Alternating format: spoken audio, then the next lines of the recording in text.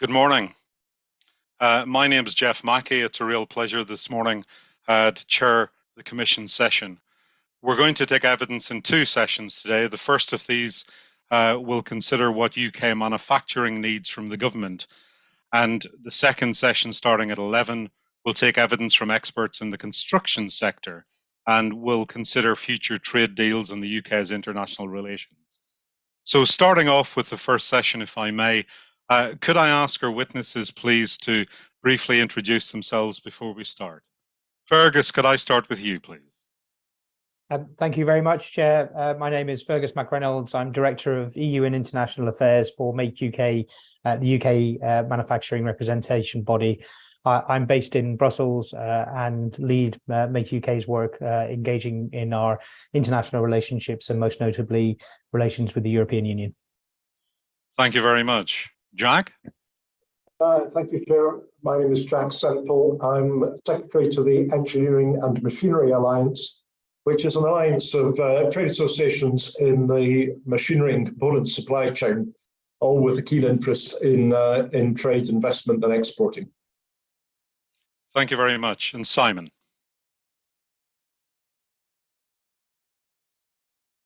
Is Simon with us?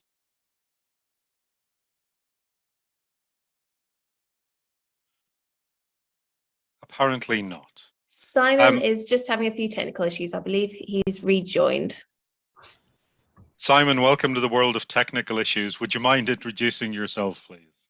Yes, I'm very sorry about that. I think my computer just crashed. So my name is Simon Collingwood, and I'm Head of External Affairs and Communications at the University of Sheffield Advanced Manufacturing Research Centre. Lovely. Thank you very much, and welcome to the three of you this morning. If I may start with the first question, please. With particular regard to trade and investment, could you give us a brief overview of what the main challenges are in your sectors currently? And what do you see to be the drivers for some of these challenges? Could we start with Jack, please? Thank you, Chair. The challenges that engineering and manufacturing are facing at the moment are first of all, energy costs, which are building on already with a structural difficulty in the UK in that we have higher energy costs than industry in Europe, never mind the rest of the world. And the increase in energy costs that we've seen as a result of the problems last year have added to that. And we have a situation where our members are comparing are looking at what support is available to our European partners and are wishing we had more support from the government. So we have some support for very energy intensive industries from the end of March, but for most manufacturing, there's very little. And I think that's one issue. We also have a really serious problem with skills and the skills climate, and of course also in terms of our relationship with the EU, we have this constant drag on trade with increasing costs and uncertainty. So I would say those would probably be three of the issues that are most facing firms at the moment. Having said that, they remain positive and looking to adapt to the circumstances that they find. Thank you very much. That's a good start. Fergus, would you mind commenting on that one? Yeah, I think Jack has highlighted many of the challenges which are seen across the wider sector. I think what's clear is that there is a potent mix of different factors, from increasing cost and disruptions in supply chains. I think in terms of higher transportation costs are certainly something which is highlighted as a challenge for the coming year. We have just run and published last week our executive survey, a survey of over 200 senior executives in the manufacturing sector, looking at their outlook for 2023. And it's fair to say, as Jack has already highlighted, energy costs are one of the most significant concerns. There is a huge majority of manufacturing firms, over 70%, who think that energy costs are going to increase. And while there are revisions of the energy scheme, which the government have recently announced, for many that won't go far enough, and it really is quite a concern for the next 12 months. Looking particularly to next winter and the concerns around that. I think we are also seeing overall increasing costs and the overall increasing costs in producing goods and services from supply chain disruptions. We're seeing quite a few manufacturers seeing that those transportation costs will increase over the next 12 months as well. And we're starting to see, as Jack has already highlighted, that uncertainty and instability, which is creating a lack of confidence. And we've seen for the first time in almost 10 years of running this survey, or more than 10 years of running this survey, that hit on confidence is really starting to have an impact on investment profiles. While manufacturers are still intending to invest, we are seeing a real indication that both domestic and global political instability is starting to have a real impact on manufacturers' decisions. Fergus, I'm sorry to come back with a slight supplementary. When you talk about that instability conversation or that uncertainty, was there any attempt to drill into that to look at specifics, or was that just a general terminology? I think in terms of the survey itself, it was more general, looking at the overall long-term plan for investment in the country, and the fact that over the last 12 months, we have seen new governments and changes in personnel in senior government roles, which has created a lack of forward planning and forward look, which is creating a difficulty in terms of understanding what the long-term outlook for the sector is. And certainly what we're seeing is that a lack of long-term industrial strategy, which is really cited by senior executives as a real concern for ongoing investment. So we have drilled down to some extent and looked in that in more detail. I'm very happy to share with the Commission the overall report, which looks at that in more detail. Fergus, thank you. Simon, the main challenges from your perspective, and also any indication of what the drivers of some of these challenges are? Yeah, I think that you've heard a very comprehensive view there from the previous two speakers. I'd just like to, we talk about energy costs and we talk about the spiraling costs, and I think that's exactly right. I just wanted to give an example by way of and to illustrate it, and to illustrate the movement that companies that we're talking to are facing. So there's a regional castings company based not far away from where we're operating in South Yorkshire. And now bear in mind, this is, I spoke to them last summer, and they said that, so that was summer 22, and they said that in throughout 2021, their annual energy costs were in the region of £3 million. They expected it in 2022 to be closer to £13 million.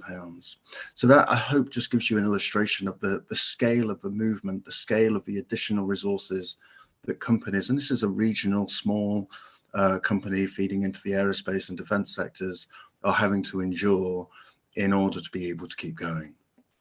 I think on the skills side, the only sort of gloss to Fergus's and the other gentleman, excuse me, I forget his name, mentioned, was really, it's not just about the labour shortages and some of the skills issues, it's also the composition of skills. Now, we work a lot with large aerospace companies, and I think their challenges are somewhat different to perhaps smaller companies, and be it the large sway of British manufacturing, which is SMEs. But the point I would make, the point that we hear a lot from our larger members, is about the shift away from some of the traditional manufacturing skills, mechanical engineering, etc., through to needing people with software skills and data science skills. So it's not just the labour shortages, it's the shift in the composition of the workforce as well. But I think the previous two speakers have set out the terrain very well. Thank you, Simon. I'm not sure that's a gloss, but we'll move on from there if we may. Deborah, you've got the next two questions, please. Thank you very much, Chair. So my first question, if we could start with Fergus. Are you concerned about UK participation in European and global supply chains and what can be done about this? And then just going on to a supplementary, what future changes in manufacturing do you think that the government needs to be preparing for now? So that's just thinking about the future. So does that all make sense? It does. Thank you very much. Look, I think part of the concern that we've seen from the executive survey is a concern around increasing costs, and certainly 87% of those surveyed were expecting to see increases in transportation costs and logistics costs over the next 12 months.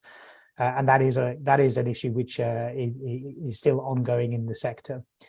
I think in terms of trading around the world, what we have seen over the last 12 months, and we've done quite a bit of work looking at the UK's place in overall supply chains, is a increasing volatility. We have seen after several decades of essentially increased stability and growth in global trade, a decade we have seen of increased volatility. And what we're starting to see is that manufacturers are starting to treat that as the norm rather than as the occasional. And actually managing that volatility is becoming day to day. And what we're starting to see is a move away from a just-in-time model to a just-in-case model. And manufacturers are putting in a variety of different technologies, but also purchasing practices to address that. Can I ask you a question now? Because obviously we've had lots of instability all over the place, and I just wonder if some of the instability is Brexit related, or is it just about, you know, everything is unstable? What can you break it down a bit? Yeah, absolutely. Look, I think it is fair to say that it is not all Brexit, but it is also fair to say that Brexit is a component in this. And I think that we have seen overall global volatility in supply chains increasing, but we have had difficulty as a sector in trading with our largest market over the last 2 years. Certainly at the beginning of the TCA, as the new rules in terms of customs requirements, rules of origin came in, you know, at that time, 96% of manufacturers were reporting that as a significant challenge. Over time, those issues in terms of overall international trade requirements in customs with the EU have started to recede. That isn't the case for all businesses. There's about a third of businesses, generally speaking, more of the SME component, who still find that a significant challenge. But what we're seeing is that where existing relationships with European suppliers and customers have existed, that they have been resilient and they have found ways of overcoming them. Yes, it costs more to trade with them. It takes longer than it used to do before, but we are creating predictability that you can build a business model around for most companies. But the challenge we are seeing increasingly is securing new business. And there are studies out there which highlight that there has been a loss in trade between the UK and the EU. What that figure is, I'm not sure there is a consensus view on. But certainly, if we ask our companies what their biggest challenges in trading with the EU, it's securing new business at the moment. You're seeing, if there is a reduction, probably that is associated with attrition, that it's not new contracts coming on to replace contracts which are coming to an end. That is a challenge. Part of that challenge is to do with the overall technical requirements in trade, but part of that is also a confidence issue. And some of the political instability has created an environment where it is difficult to make the case for trading between the two in new contracts. That uncertainty is clearly having a bearing on trade. Right. So even if you have certainty around customs, well, a bit more certainty around customs, the political instability has been making the UK look like a less attractive trading partner for EU companies. I think that that is one side of this, but there is also a break in terms of trading in the other direction as well, and not understanding the direction of travel of domestic and European regulation and how that might diverge in the future. A lot of questions about that I can give you a relatively confident prediction of what customs requirements are likely to look like in 5 years' time. It's more difficult for me to tell you what your regulatory environment, both in the UK and the EU, is going to look like. that would have historically been the same. That divergence issue is yet to be fully addressed and is creating uncertainty. Thank you, Fergus. Simon, if you could tackle that part of the question which Fergus has just started on. So that's what further changes, future changes in manufacturing do you think the government needs to be preparing for now? So that's looking into the future. Yeah, thank you. It's a really good question. And I think that for me, I come back to the point that, I guess, just to set out a little context where I'm coming from, the UK has got a fantastic manufacturing sector. You know, we're the 9th largest in the world, and it's high value on sectors such as pharmaceuticals, on machine tools, on aerospace, on defence. We're absolutely top tier country in the world, and I think it's worth reflecting that the composition of manufacturing and economy is really important for the reasons, you know, that we know it's eminently tradable. It invests heavily in skills development. It invests heavily in R&D and future proofing and resilience. I think there's something lessful about it, which is that it actually forms part of community identity as well. I think it has a very, I live here in South Yorkshire. Manufacturing is part of the historical heritage, it's part of the identity of the area. That's equally true in Lancashire and the Southwest and elsewhere. And I don't think that part of it should be lost. The UK is very good at it, but so what can we do to improve the UK's manufacturing sector? I think it's to build on those very strong foundations. So for me, I sit in a research centre, and I look at the debate around R&D that's been coming out of the government, the autumn statement, the previous budgetary statements, and we see this, you know, the shibboleth of getting to 2.4% of GDP spent on R&D. That shouldn't be the ambition. The ambition should be more like 4%. The ambition should be that we're investing in the future, because innovation is an investment in the future capability of our industry.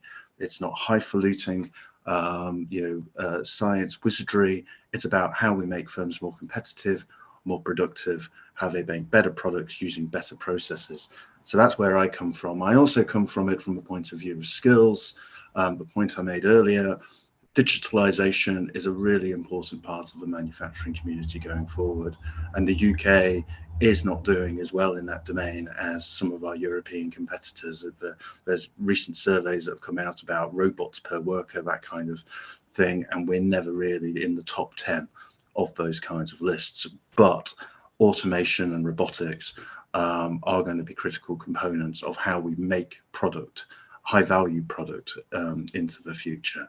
So for me, you know, to answer your question directly, you know, and I obviously come from this cohort, you know, it would be about investment in R&D and skills. Thank you very much, Simon. So we're going to go on to the next question, which is kind of picking up some of those themes. And I'm going to put this one to Jack. So we know that your industry faces labour and skills shortages. In your view, what are the drivers of this, and what can be done to resolve this? Thank you. I wonder if I could just add a couple of comments to the points that have been made in the last question, because I think it's useful to think of in terms of the overall context of manufacturing. The government identified what appeared to be a new policy imperative in the Levelling Up paper almost a year ago now, when it said that we must reverse the historic decline of manufacturing in the UK. And we've heard nothing more since then. We were promised a manufacturing investment prospectus. There's no sign of that as yet. And I think the first thing the government has to do, and this is relevant absolutely to skills, is to give some meaning behind that imperative. There's as yet a lack of recognition, I think, in government as to the importance of manufacturing. There is no lack of recognition in other developed countries. Singapore is 20% with a stated ambition of getting to 30% by 2030. Switzerland is 19%. We are less than 10%. So we talk, and I mentioned Switzerland and Singapore, because you don't immediately think of those countries as being manufacturing. countries, but they put manufacturing at the core of their economy. And the reason they do that is because of the impact on the rest, the multiplier effect on their economy. So in the UK, Oxford Economics has calculated that our less than 10% affects 23% of the economy. And if you look at Switzerland, whose manufacturing sector is praised by the Americans, we need to look at the transformation in technology, and this is absolutely about skills.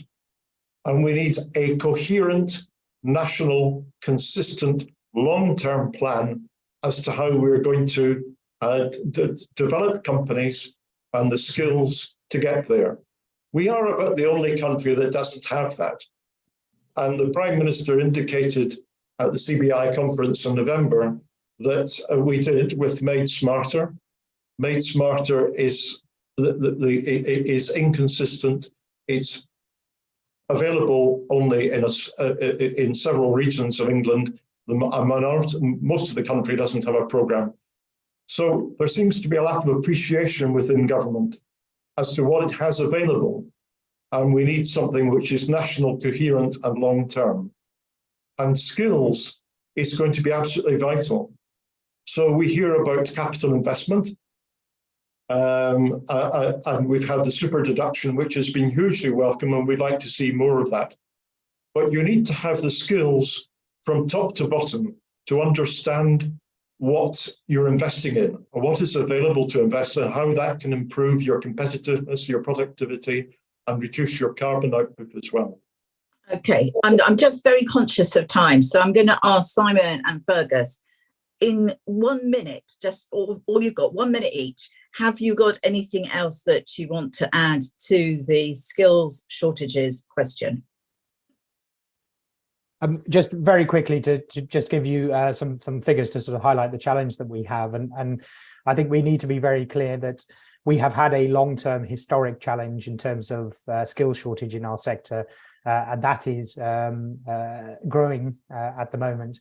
But what we have seen, which is uniquely different in recent years, is an increase in labour shortages. And you know, in the absence of the skills, the sector does invest in skills and training people. The challenge at the moment is that finding the people to actually invest in and train. Just to give you a few very quick figures in that context, the ONS data shows that vacancies per 100 employed jobs are running at the manufacturing sector at 3.5 at the moment, up from a historic average of about 1.2. You know, this is a significant challenge in the sector. Make UK Research last year estimated that the cost in terms of prosperity loss for the UK is around about 8 billion in 2022 from those vacancies in the sector. So this is a real significant challenge. I think that there are a couple of different drivers to this, and certainly you know, the issues around the ability to access funding for training, addressing some of the issues around the shortage occupation lists, and we're glad that the Migration Advisory Council is looking into this. That is a sensible thing to do, but we also need to introduce incentives for apprentices of all skill levels. We need to create employer training funds. We have a wide range of recommendations, and again, very happy to share those with the Commission. It is a significant challenge for the sector and something which we think really needs to be addressed. Thank you very much, Fergus. I'm actually going to hand straight back to our chair because I am conscious of time. So over to you. Thanks, Deborah. That's generous. Alan, can I ask you to speak, please? Yeah, thank you very much. Say hello, gentlemen. Long time since I've seen some of you. Given the conversation we've had so far, I wonder if we can sort of specialize this down, focus this down on what do you think the effect of the various problems we've got has been on investment, and how might the UK government, I suppose, go about presenting itself or making the climate better for investment in manufacturing? And I guess that might include sort of foreign direct investment as well. Where to start? Why don't we start with Fergus? Alan, thank you very much, and good to see you again. I think the one of the main issues for us, and I've already highlighted it, is a long-term economic vision. I think an industrial strategy which prevents not just the ambition, but a roadmap to how we're going to achieve some of those things. I think the short term, it is about reducing costs. It's about increasing competitiveness. It's about rebooting that confidence, which we are seeing being knocked at the moment. I think part of that is going to be addressing energy costs. And as I said, welcome that the government is looking at a replacement for the current relief scheme, but concerned that is it going to genuinely help manufacturers in the way that we would like to see. I think certainly being able to create the right skills incentives. I think what's important on the last element of confidence is to recognise, as Simon has already highlighted, the UK has a very good baseline for the justification for investment. At the moment, we're in a period of uncertainty and a period of instability. I think that can recover relatively quickly if we get the right policy levers being pulled, creating that long-term confidence, creating that long-term stability and certainty, and understanding the direction of travel. The UK has a very good case for investment. At the moment, I think it is some of that uncertainty which is holding it back. Okay, thank you very much. Jack?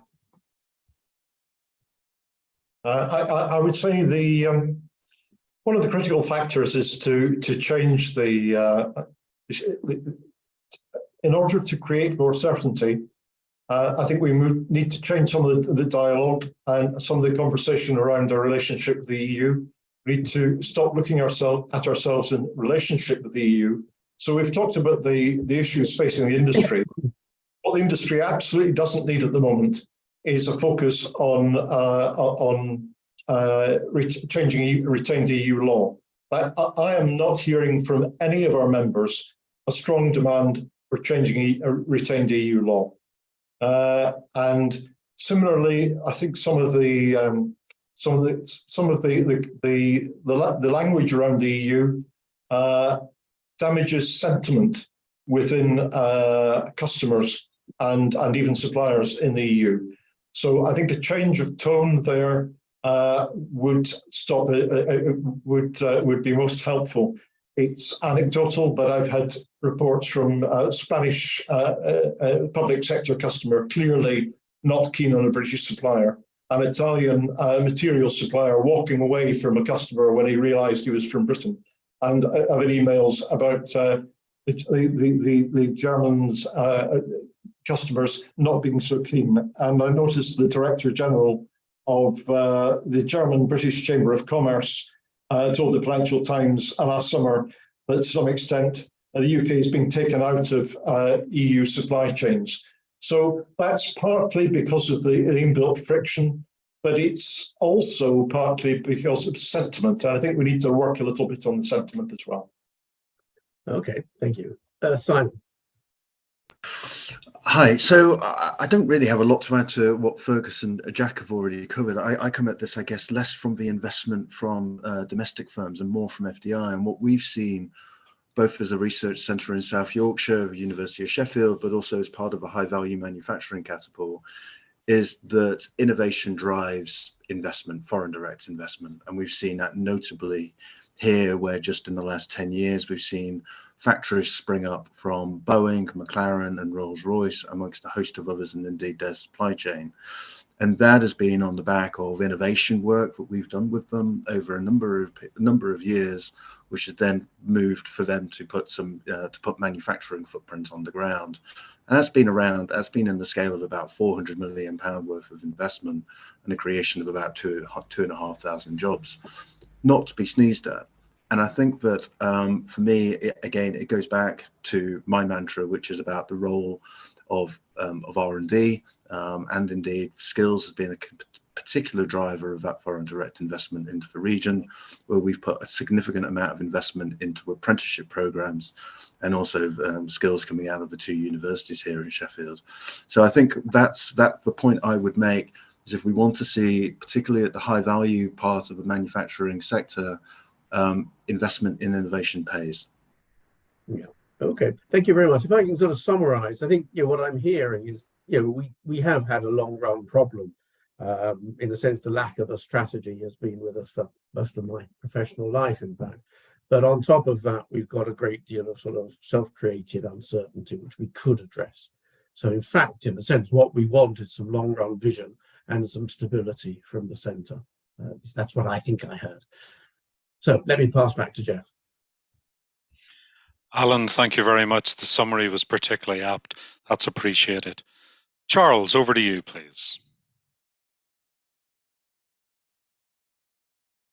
Good morning. We've heard quite a bit this morning about lost trade, sentiment, supplies, but I'm going to switch us now to the regulatory landscape and ask how the post-Brexit regulatory landscape has affected UK manufacturing. There's been a lot of talk, but it would be very good to hear from people who know exactly what's going on, how this affects things. And there's a question, which is the obvious answer is no, which is that has the government done enough to help manufacturers and exports navigate new challenges? If we can do this in the order of Fergus, Simon, and Jack, if that's all right. Fergus, over to you. Charles, thank you very much. Look, I think if we take the overall trade and cooperation agreement as a sort of starting point for this, and the comment that I made to Deborah's question, which is from a customs perspective, the classic big letter T trade implications of the TCA, a lot of that is starting to be embedded in day-to-day business. And as I said, while it may cost more and take longer, you can build a predictable supply chain. What we don't have is certainty around regulatory direction, either in terms of our domestic regulations or indeed how we're going to address divergence, be that either passive divergence or active divergence from a European regulatory system, which still makes up our most significant export market. There isn't a lot of work on cooperation with the EU. That C in the TCA agreement is the poorer partner to the trade. And while there are still ongoing uncertainties around the relationship on the Northern Ireland Protocol, it's unlikely that cooperation is going to start in earnest. And that's where we really need to be working, is making sure that we create the structures which are provided for in the TCA on cooperation, particularly around regulation, a reality, and start creating predictability and certainty in that market. Now, it's very positive that there are good noises coming out of the Northern Ireland Protocol discussions at the moment, and long that may that be the case. That's important for businesses in Northern Ireland and in GB who trade into Northern Ireland, but it's also more important for the UK more widely to improve the relationship overall with the EU to talk about that regulatory cooperation. On a domestic perspective, I think that Jack has already mentioned the retained EU law bill, and I think we would have preferred to have seen a much more strategic approach to regulation and asking ourselves, where do we want to be as a sector, or where do we want to be as an economy, and what is the legislative landscape that will enable us to do that? We are not in principle against the idea of regulating differently. In fact, we would very much support that if it gives us a competitive edge, if it's something which increases the overall competitiveness of UK manufacturing. But what we don't see is that there is a particularly large amount of a large potential in eliminating the nuts and bolts of our regulatory system in a single move. So certainly we have a great deal of reservations around the retained EU law bill, both in terms of the shortness of the sunset date, but more broadly in terms of the overall policy and how it will be implemented. We'd prefer a more strategic approach to that, and we've made that very clear. Okay. However, one thing that the retained EU law bill does do is it shines a light on a issue which does need to be addressed, which is we have shared the regulatory formation in a large number of policy areas, from social policy, from environment policy and climate change policy, to a vast amount of market legislation with partners across Europe for 30 or 40 years. That will now have to be done in the UK. And we will have to make a decision on what we do in that space, whether we continue to align ourselves with a European ecosystem, whether we decide to do things differently. And the retained EU law bill at least shines a light on that question, which remains, in my view, unanswered at the moment. So hopefully that answers the question. Thanks very much. Okay. Thanks very much. Simon, can you take this one up now?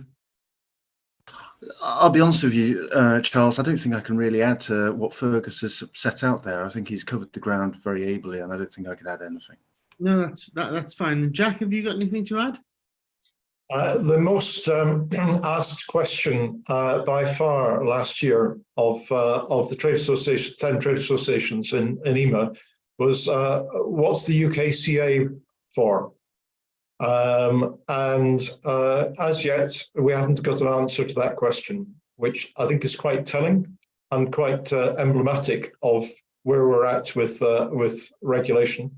The second most asked questions were what's actually happening on UKCA, and as Fergus has mentioned, we don't know. I think our best position would be, if you're going to retain CA, UKCA, don't make it mandatory until it means something different from CE marking.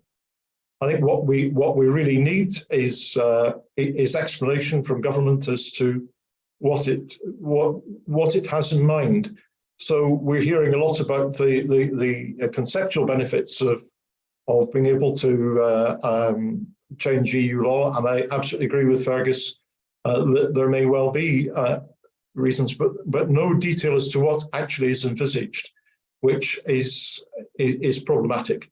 What we would like to see in terms of regulation is a clear process for engagement, assessment of benefits and costs, and a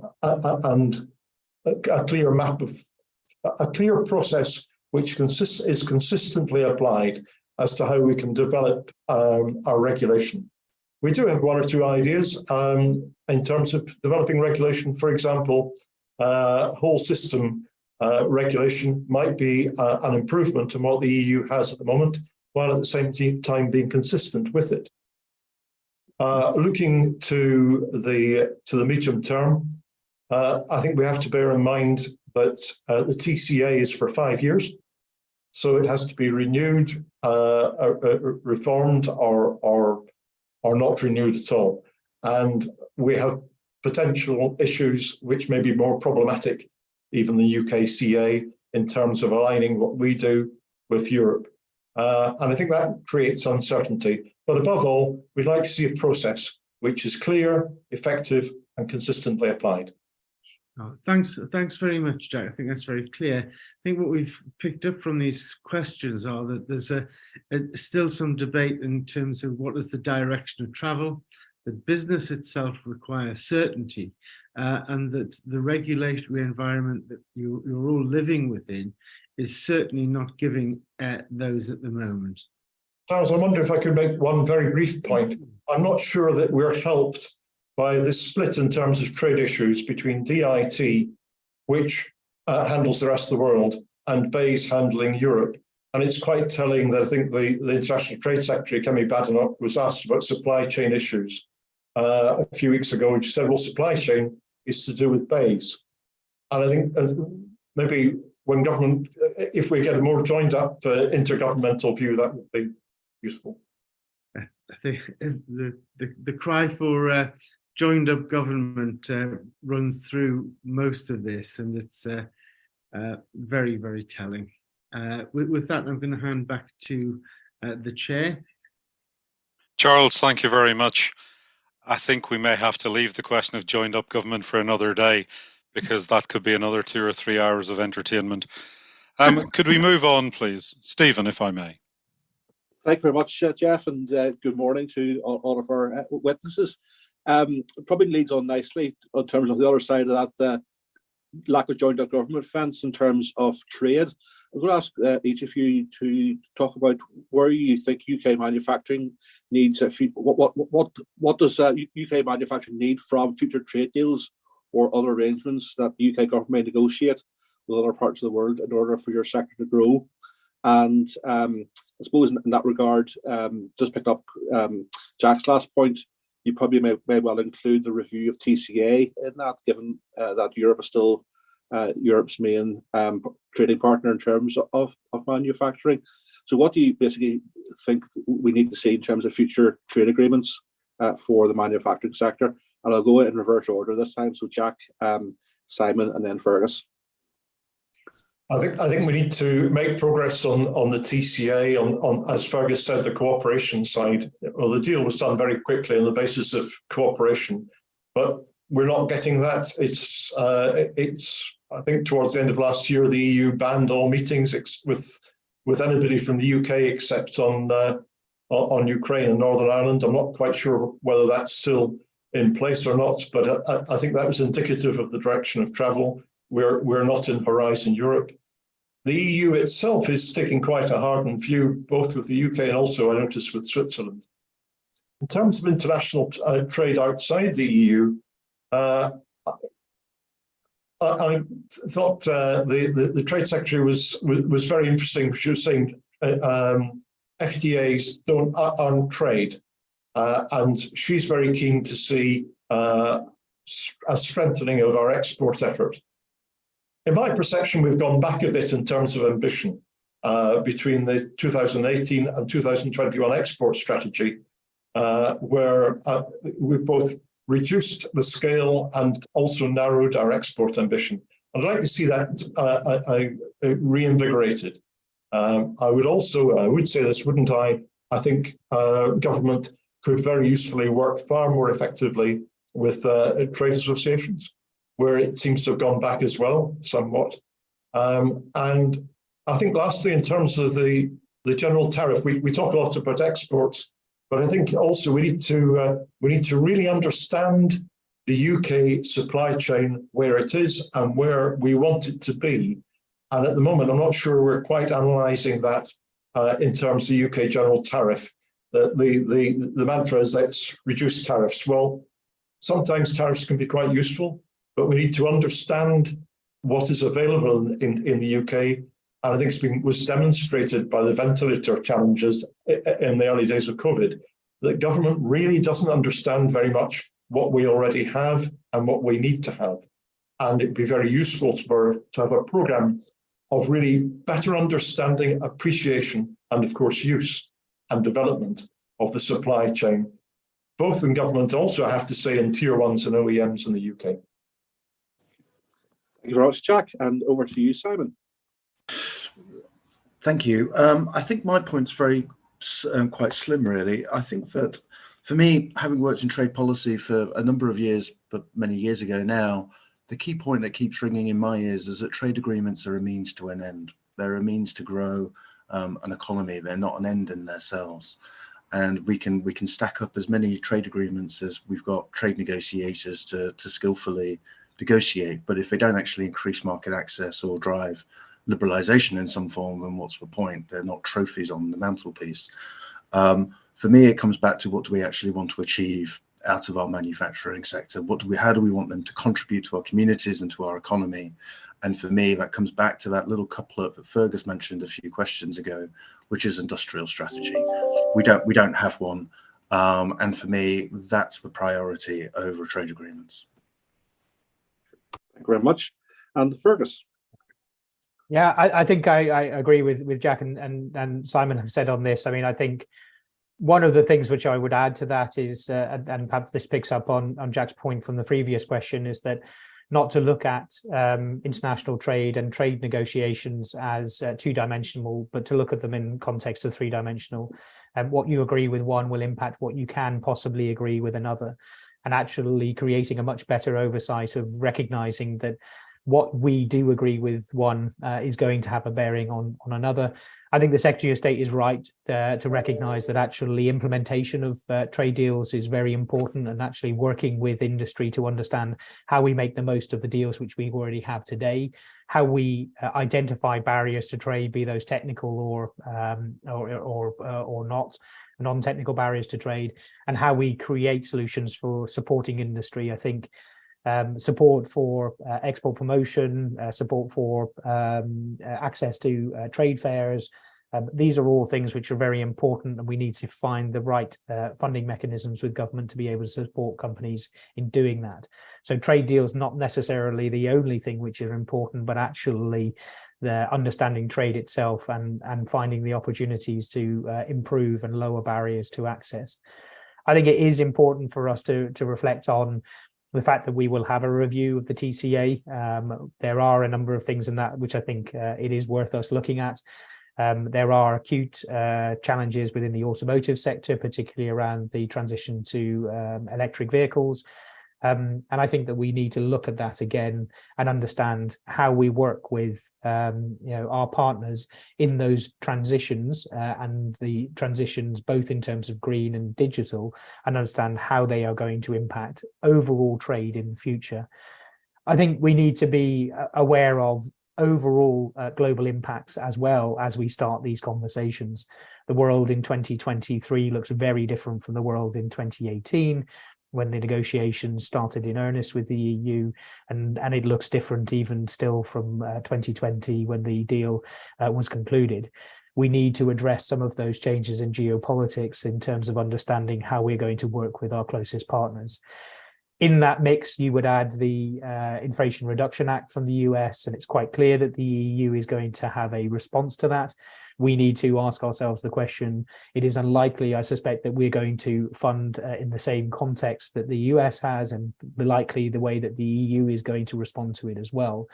But we need to be part of those conversations. We need to be working with both sides to understand how we can work through this in an environment where there are increasing threats from other actors as well. So for me, I think it's probably not looking at this from a single lens, not being two-dimensional in your trade, understanding that what you do with one impacts others, but taking a much more global view of how do we address some of the future challenges and work with those who are like-minded to understand the partnerships we can create to find the solutions for the transitions to a greener and more digital economy. And it strikes me that certainly the EU and the US are going to be important in those conversations for the UK. Sure, that's great. Thank you very much. Back to you, Chair. Stephen, thank you very much for that. A good exploration. Charles, can I come on to you to the last question in the first session today, please? Yeah, thanks. Thanks very much, Chair. Fergus has brought up the issue of geopolitics and change and the pace of change in recent years. And there's been an underlying message in the questions and the answers today about the need for strategy, certainty, and planning. And the question that I want to pose to each of us witnesses this morning is to give them each the opportunity to tell us the 3 key policies that they would like the government to implement to improve prospects for the manufacturing sector. Can we start off with you, Simon?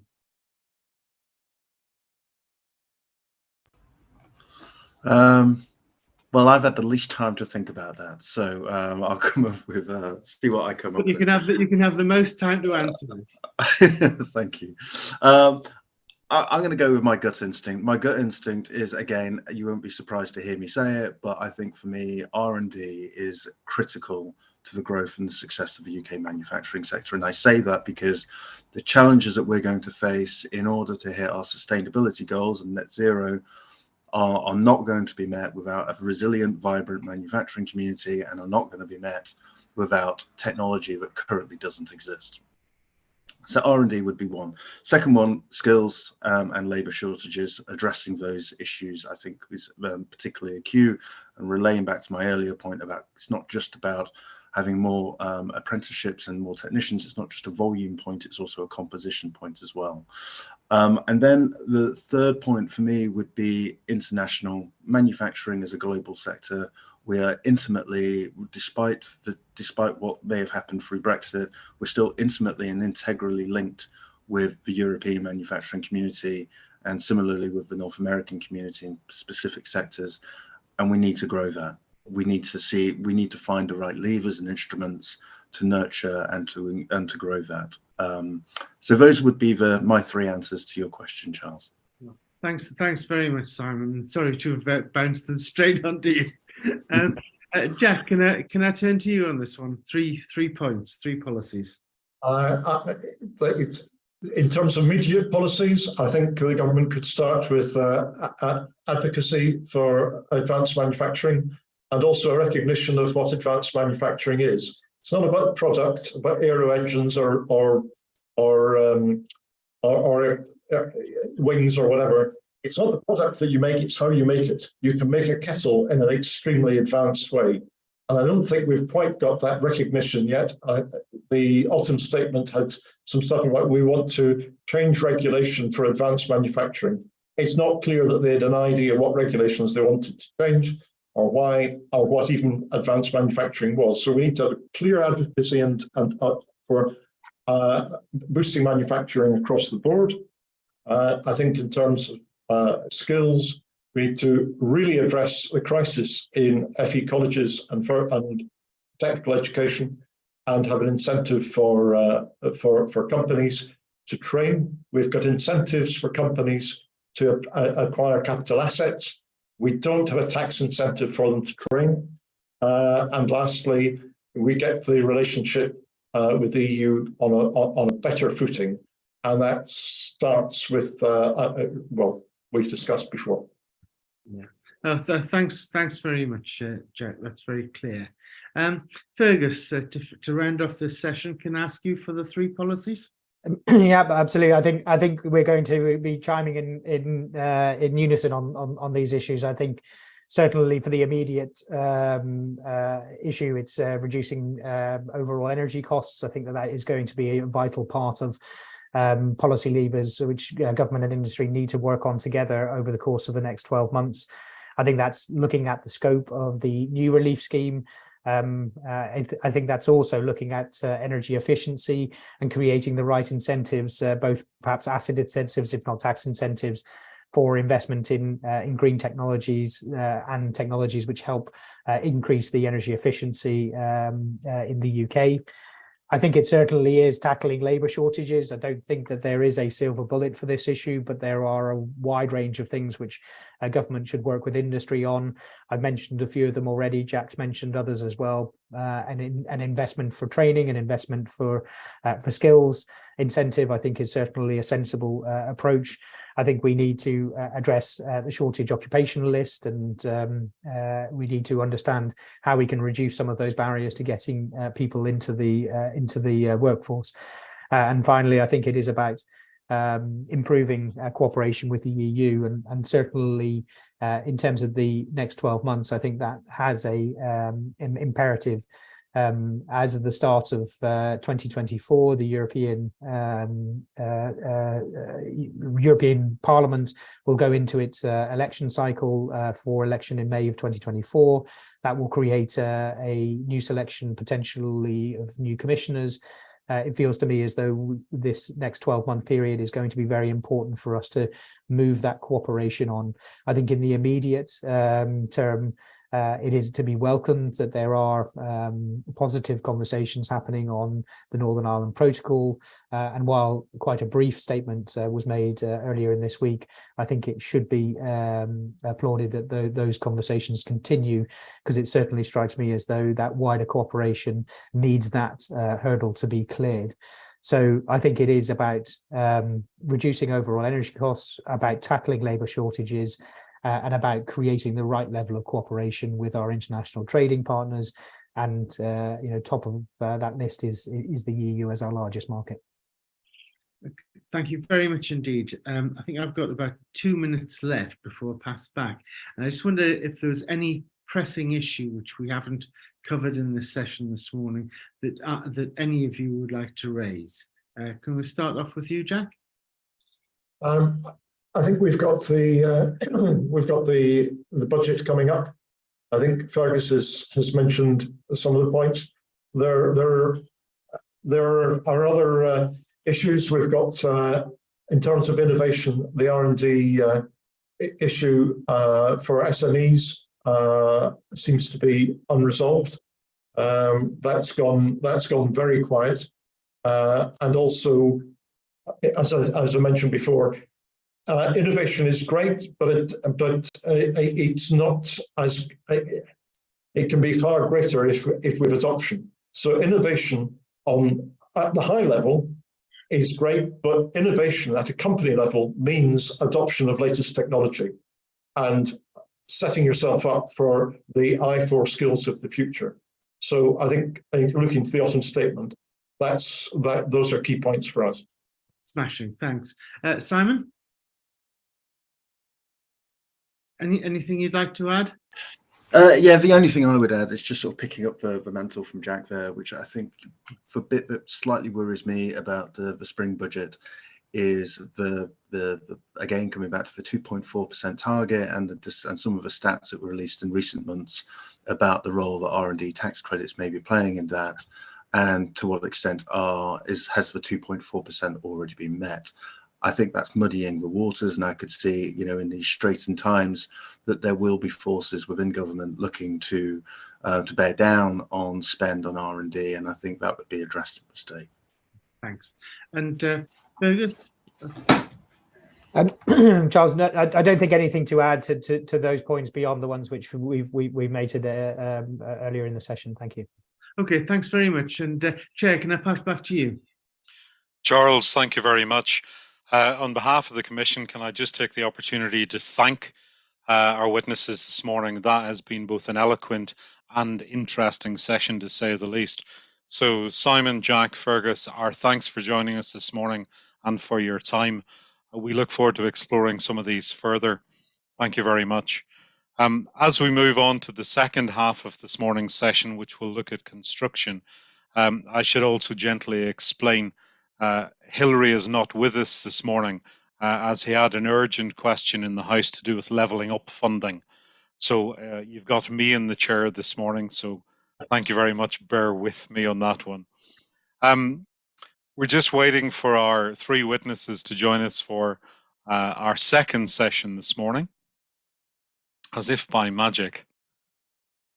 Excellent, thank you very much. It's a real pleasure to be with you here this morning. My name is Jeff Mackey, and could I just ask the three witnesses to briefly introduce themselves, please? Could we start with Noble? Thank you very much. It's nice to be here. My name's Noble Francis. I'm Economics Director of the Construction Products Association. The CPA represents 22,000 construction product manufacturers, so any firm that makes products going into construction. So that means I have a foot in both camps, both in the manufacturing side and also in the construction side. And the vast majority of my research focuses on construction. And as it happens, I'm also an honorary professor at the Bartlett School of Sustainable Construction, which leads nicely on to Damaris. Thank you very much. We'll take it from there then, Damaris. Thank you very much indeed. I am Damaris Kaufman. I'm a professor of economics and finance at the built environment at the Bartlett, and I am the director of the Bartlett School of Sustainable Construction. I'm on research leave this year, actually, which means I have time to do this kind of thing because otherwise I wouldn't do. But we have about 1,000 students across our undergraduate and postgraduate programs. We are launching a new MSci in construction project management that's aligned with the construction industry playbook. We're launching an MBA in major infrastructure delivery, and we're launching an MEng to align with the chartered infrastructure engineer. So there's been a lot of program development around our rebadging the school as the School of Sustainable Construction. It might have been known to some of you before as the School of Construction and Project Management. So it is exciting to be here. I also serve on the GI Hub's academic advisory panel, which is interesting in terms of getting a multilateral view on the global construction industry. But thank you for including me in this, and I look forward to the conversation. Thank you very much. And Vincent, please. Thanks, Jeff. Yeah, Vincent Clancy. I'm here today on behalf of representing the RICS, the Royal Institute of Chartered Surveyors. My day job is I'm Chief Exec of Turner & Townsend. Turner & Townsend are a professional service organisation. We're over 10,000 people strong. We work across 45 markets around the world, and our primary activity is managing large-scale construction projects across real estate infrastructure and natural resources. Thank you very much. Welcome to the three of you. As a little scene setter, the construction industry is key in all sorts of ways for infrastructure and other things.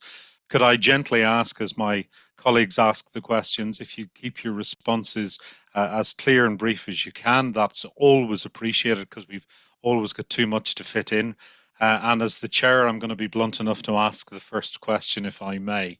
So, with particular regard to trade and investment, could you give us a synopsis of what the main challenges are in your sector at the moment and what you think the drivers of those challenges are?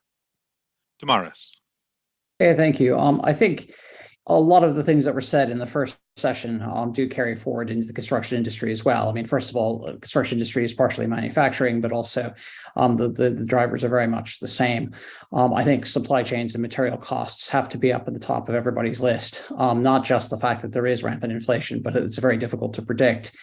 This has hit the SME side particularly hard, but it hasn't been great for the larger tier one contractors and the major infrastructure clients either. So I think that would be the biggest driver. Now, I would agree that a very large part of this has to do with the trade arrangements with the European Union, but it also, of course, is a global phenomenon as well. Energy costs are a part of it that can't be ignored. So I think that really does have to be made very plain. I think related, of course, to the trade issues are the labor issues, some of which have similar drivers. But particularly as the construction industry tries to become more sustainable, both in terms of large organizations and the SMEs, the fact that we have so much trouble remaining integrated with European supply chains is causing real trouble. So I think that would be, clearly. And then, of course, there's also the question about whether UK firms still are competitive for procurement projects on the continent. And I think that the stories that were told in the first session can be echoed in the second with respect to many public procurement entities not being prepared to deal with UK firms on the European side. So I think I'll stop there because you asked us to be brief, but I think that those are the two big issues I would paint up. Thank you. That is appreciated. One of the great challenges in some of these topics is, frankly, they are both complex and difficult. So I really appreciate that. Vincent. Yeah, I mean, I think obviously I'd agree with everything that was said there. Bringing it back to the trade issue, one of the points I'd make on a more thematic basis is that construction is, before the short-term challenges around inflation, construction is a low-margin industry. And therefore, but we've also got an amazing challenge there. We're going to be successful at exports. We've got to reinvent the industry to embrace digital, to embrace modern methods of construction, to embrace net zero. So really, I think one of the challenges, if you want to export, you've got to have something that the rest of the world wants. In order to change our industry so the rest of the world wants it, we need to invest. And at the same, we're in this pinch point of, at a time when we need to invest, the economics don't really support it. Thank you very much. Noble. Okay, two perspectives, one which Damaris has touched upon from the energy costs point of view, but from a Brexit trade issues point of view, it's worth noting that in terms of construction products, rather than construction more generally, then if you look at imports of construction products coming in from the EU, which is the biggest trading partner from a construction products point of view for the UK, imports are broadly back to where they were pre-pandemic and pre-Brexit deadlines. So that 2016, 2018 average level of volume of imports of construction products. But if you look at exports to the EU in volume terms, then in 2022 Q3, there was still 34.2% lower than the average volume between 2016 to 2018. So what appears to have occurred is that construction demand has recovered very rapidly in the UK after the initial lockdown. Imports have come back because of that, and we're not doing full checks on imports. So there's very little in terms of a hindrance there. In terms of the exports, full checks clearly are being done on UK export to the EU. After Brexit and the initial lockdown, there were sharp falls in exports from which there was a partial recovery. The major companies that are exporting construction products to the EU have large teams and can deal with the admin, bureaucracy, the additional cost, any subsequent issues that occur with forms that are incorrectly filled in. There's also a lower probability of the forms being filled in incorrectly. The key issue is for the smaller firms that would be exporters, and they have struggled with the additional resource, cost, admin, bureaucracy-wise. And so that's why you still end up with a point in time where exports of construction products to the EU are still more than 1/3 lower than before the lockdowns, before the Brexit distortions, the constant persistent pushing back of the deadlines, and then Brexit itself. In terms of materials costs, the vast majority of materials used in UK construction are made here, 76%. But of the 24% that are imported, then 2/3 of those come from the EU because proximity matters. Construction products are big, heavy products, as you can imagine, for the main. For UK manufacturers, energy costs are around 1/4 to 1/3 of total costs.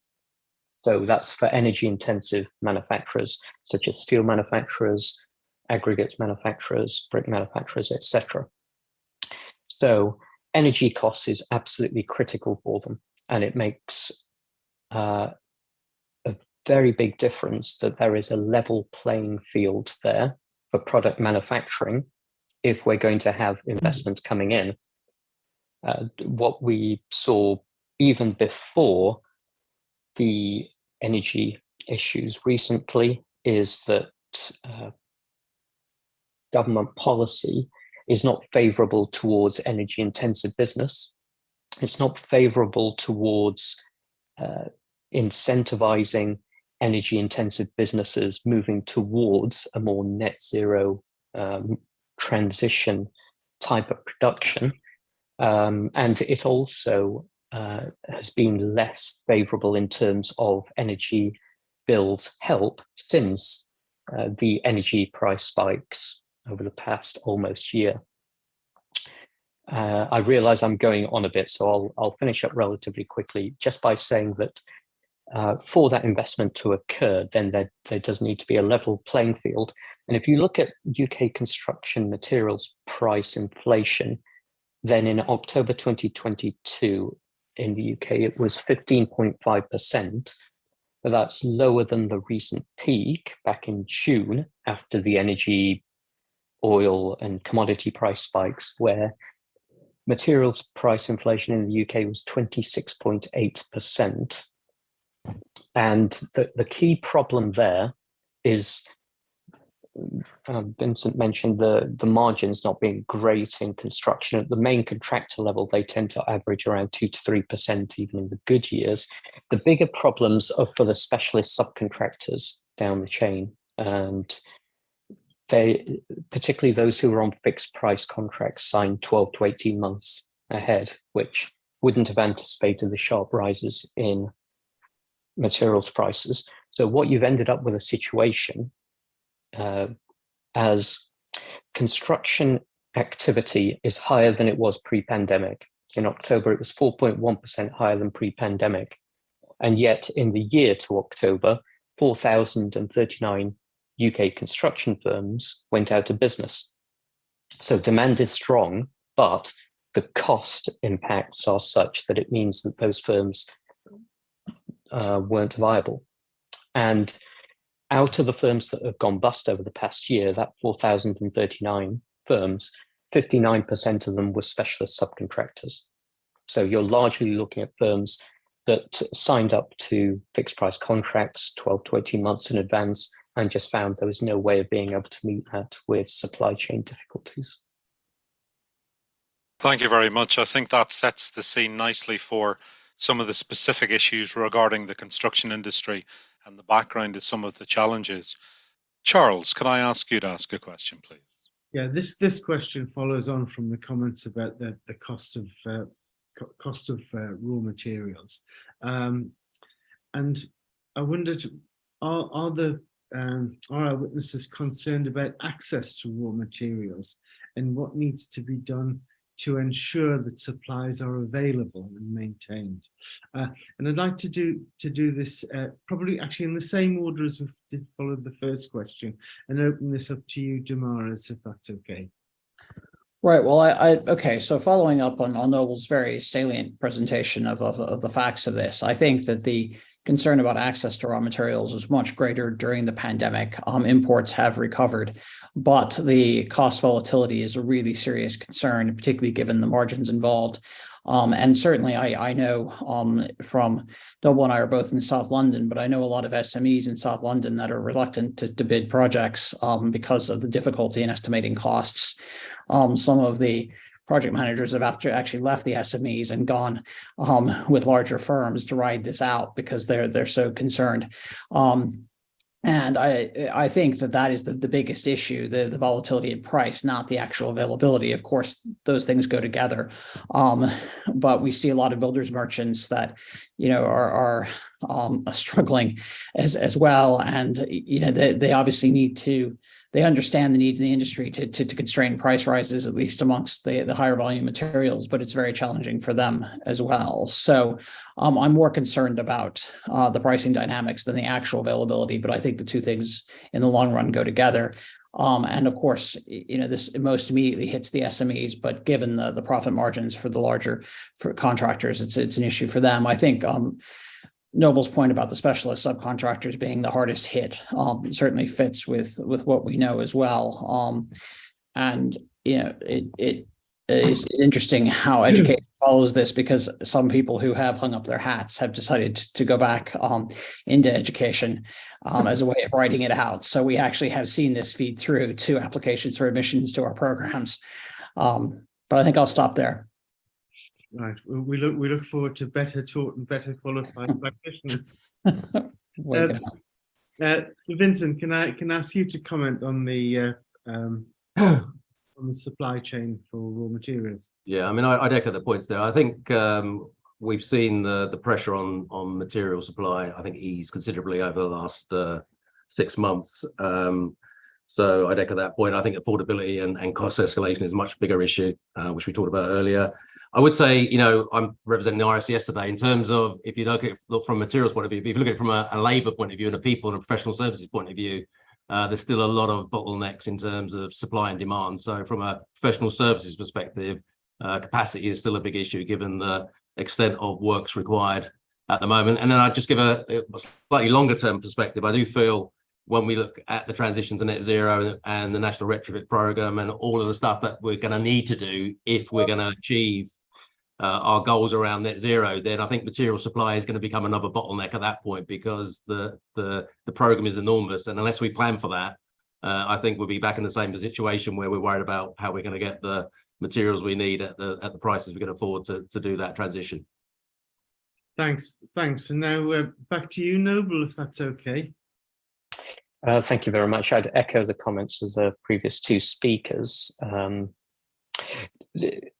Supply chain difficulties and materials availability reached its peak in around autumn 2021, when there were issues around global shipping, container capacity coming in from China, HGV drivers, many of those sort of issues, but they have eased considerably since then, and cost inflation is the key issue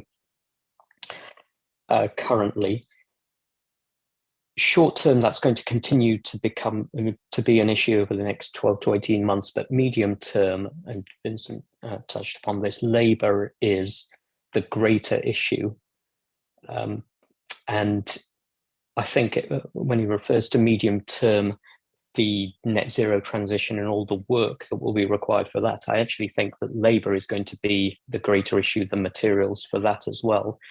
If you look at construction from an employment point of view, then there's always been an age demographic issue on the contracting side, particularly the skilled trade side, with the big spike in the age demographic between 50 and 65. But what you notice is that has accelerated through the pandemic. And so we've ended up between 2019 Q1 and 2022 Q1, so just in the space of 3 years, we've lost 244,000 workers in UK construction, despite the fact that demand is strong. And a part of that is early retirement.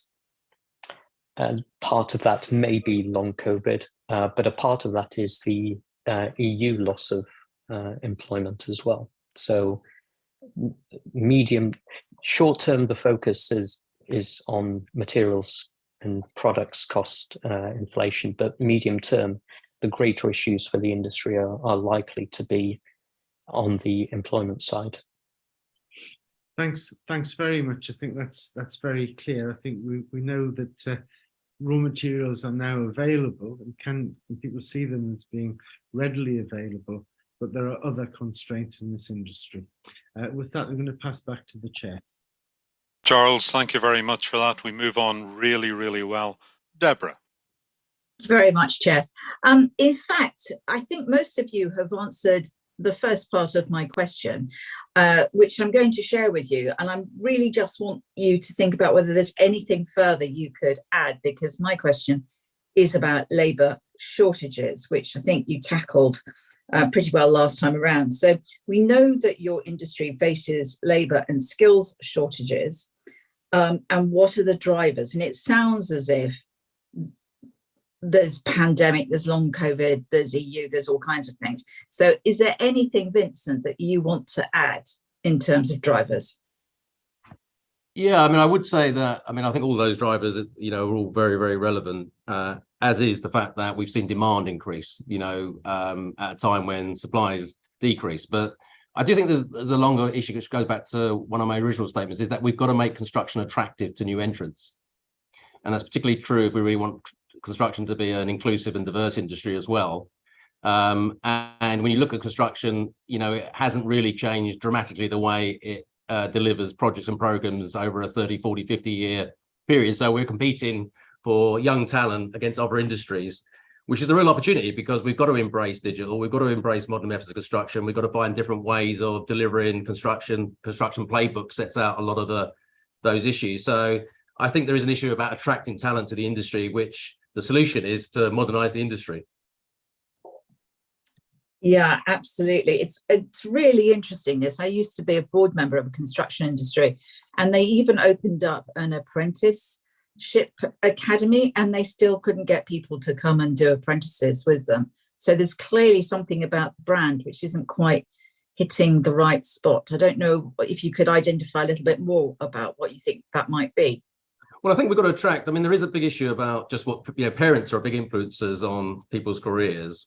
And I think just that there is, you know, I think construction, I love construction. I think the UK is brilliant at it, despite some of the challenges. And as an industry, we know once you're in construction, you know, you get involved in all sorts of amazing things. But the basic point you're alluding to is the brand of construction is a lot of people digging holes and sites and, you know, an old-fashioned view. So what we've got to do is modernize the view of construction and just to demonstrate, you know, how fulfilling it can be as a career. Part of that is, though, changing construction. So I think we're doing a lot of work in schools. We're doing a lot of work with the RSCS and other institutions to try and change that perception. But there is, unfortunately, a perception that construction isn't an industry that I want my child to go into. And I think we've got to change that. Yeah. Damaris, over to you.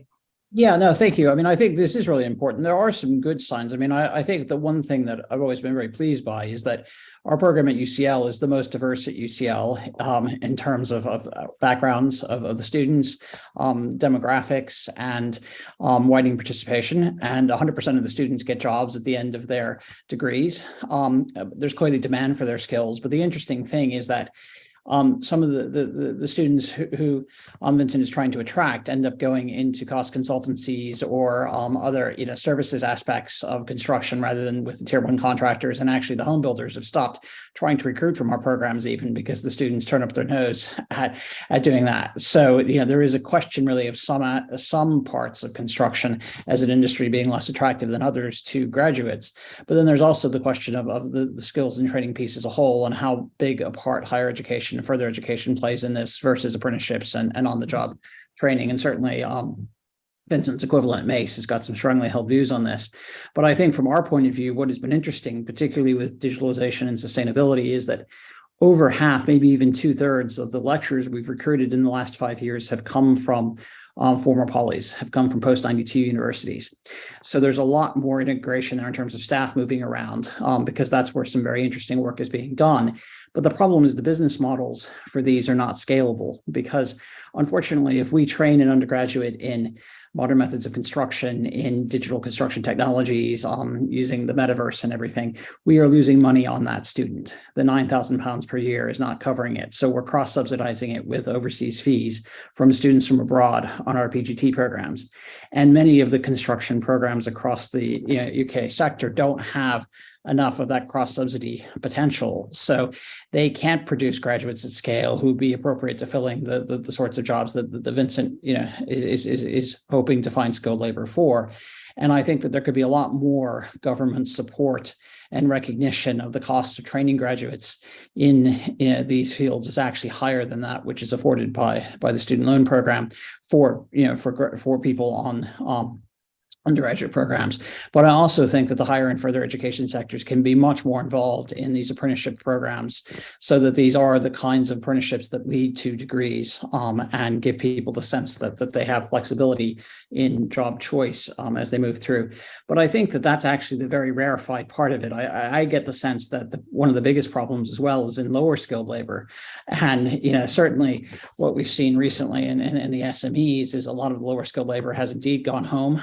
The Ukrainian conflict oddly has been a big recent pull in that because it's pulled off a lot of the Poles and the Lithuanians and others have gone back to the region either to support family members or because of other considerations. But the problem is that lower skilled labor, which the current immigration framework discourages, is actually what is most needed. And I think that returning to a world in which those job classifications have some dignity attached to them and where these are things that people are willing to consider working in construction if they're going to be working in a lower skilled industry and are excited by the possibilities of being working in construction is something that again goes to the way in which the industry is perceived. But I think that getting British school leavers who are not going on to university to consider construction as a field is the really biggest challenge. And I think that there's a lot around that, but that is something that would profit from government involvement. I also think, sorry to interrupt before Noble, but there's a massive opportunity here as well, because I do feel this point around low skilled to skilled. I mean, the whole point is if we progress what we can progress in terms of the way we deliver construction, a lot of those low skilled jobs become skilled jobs. Going back to leveling up and some of the investment we need to do around the country, it gives a massive opportunity for that's very portable skills as well. So I think there's a massive opportunity here as well. But it goes hand in hand, I think, with the modernisation and the investment we need to do to change the way the industry delivers. And we don't do level 4 and level 5 apprenticeships, but other providers do, and those are where that potential exists. Yeah. I'm just keen to move on to the subsidiary, which is looking at the shortage of green construction skills, which sounds as if that could be good for the brand of construction, because lots of youngsters want to get into environmental matters.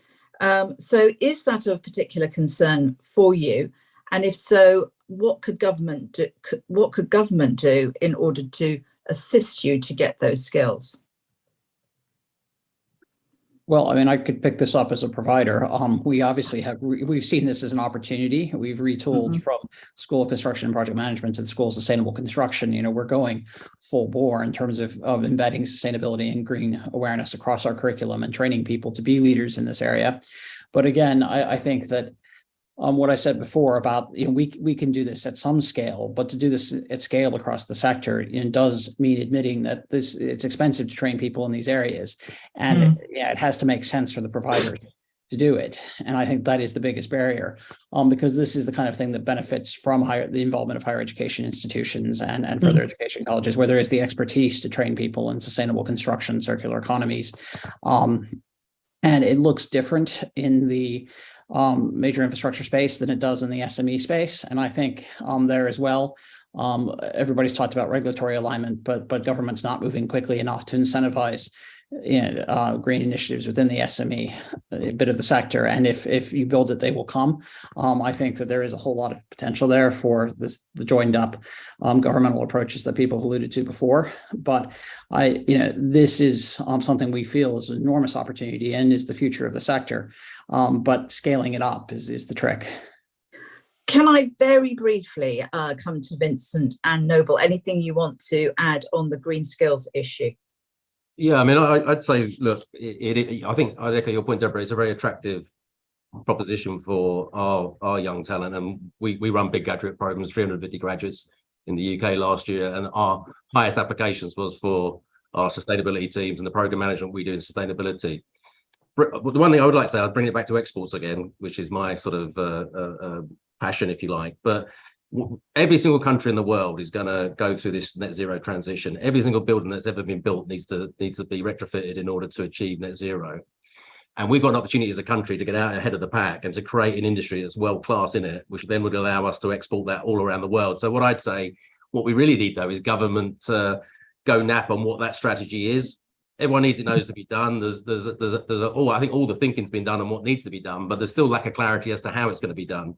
And I think if you look at it as an opportunity to create jobs, to create to solve the problem, but also to create a massive export opportunity, I think we just need more certainty around the program and how it's going to be delivered, because everyone's willing and wants to do it, but there's a lack of clarity as to how. It sounds like a massive win-win-win opportunity. Absolutely, it's the biggest opportunity any of us are ever going to see in our lifetime. God, that's really exciting. We've got a lot of what is needed to be world class at it. I think we've solved a lot of the issues. It's just industrializing it and doing it at scale, which Damaris was pointing out. Very short contribution from you, Noble. Yeah, since Vincent's been so positive about this, I'll add the negativity and the cynicism, which is that it is a massive opportunity. However, what it requires is a long-term strategy with a plan and a trajectory that is realistic to get towards it, with policies that incentivize it. And unfortunately, over the past 10 years, we've had government policies that are announced to fanfare and then get pulled or reduced or cut back on or changed, that such as the Green Deal, if you remember that, just over 10 years ago, the Green Homes Grant more recently, a couple of years ago, and the feed-in tariffs debacle, the cutback of CERT and ECO. All that does is breed cynicism and less certainty from an industry point of view. And if we are going to move towards net zero, it is going to require proper government planning that allows for gradual build-up of supply, that incentivizes major investment upfront in skills and capacity, just to illustrate how much of an opportunity there is, but also what the challenge is.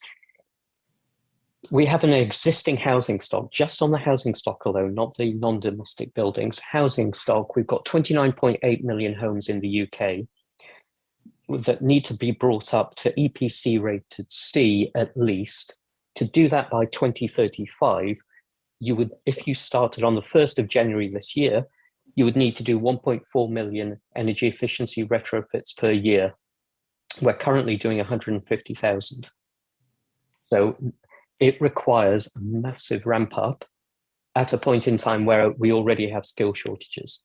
So there is a great opportunity there, but we cannot have consistent failures in government policy that disincentivize investment, because as Vincent pointed out, for any of these opportunities to take advantage of, we do need that major investment. Thank you very much. So we got some highs and some lows there. So thank you very much. Back to you, Chair. Deborah, thank you very much. Tamara. Thank you, Chair. I feel that some of this has already been answered in the previous suffix, but I'm going to ask the question, given what we have discussed so far, is there enough confidence within the construction industry to enable forward planning and future investment? What issues should the UK government be planning for now? I'd like to go to you first, Vincent, please. Sorry, can I just, tomorrow, just to get the first part of that question again, was that in relation to generally construction or in relation to construction generally, or the green issue we just talked about? Construction generally. Let's broaden it out. Okay. I mean, as I say, I think, I am positive about a lot of this stuff, and I think on the positive side, we are when we look at the big thematics globally, the spend on construction is going to continue to increase because cities need to reinvent themselves, infrastructure needs to be renewed, and we've got the transition to net zero. And therefore, I think we've got all the demand. Normally, you're in a situation where there's not the demand and the supply isn't the issue. We are in a situation where actually the thematics mean the demand is going to be there for a vibrant construction industry. The real issue for me is how do we build the supply to deal with that. I think what government can do is particularly at a time when the macroeconomic outlook and backdrop is very, very poor. We are in an industry that's used to boom and bust. And the last thing we can afford at the moment is to go into a bust cycle where people start to delever capability or not to invest even further. So I'd say the biggest thing government can do is to maintain the investment particularly in the infrastructure programs and its wider net zero programs to allow the industry to have the confidence to continue to invest and to scale up to deal with that demand, which is absolutely going to be there in the medium to long term at least. I mean, it's just that also the costs have gone up though, haven't they, since we've left the EU? The costs of all the materials that are being used within construction have almost doubled in some cases. So how do you mitigate against that if you're looking at growth? Well, you've got to do it by modernising the industry so we can be more productive. Okay. You can't, ultimately the economics is in play, but there is a big opportunity for us to become more productive in what we do. I mean, this cost issue isn't just a UK issue either. I think if you go into all the other markets we're working in around the world, we've got the same pressures.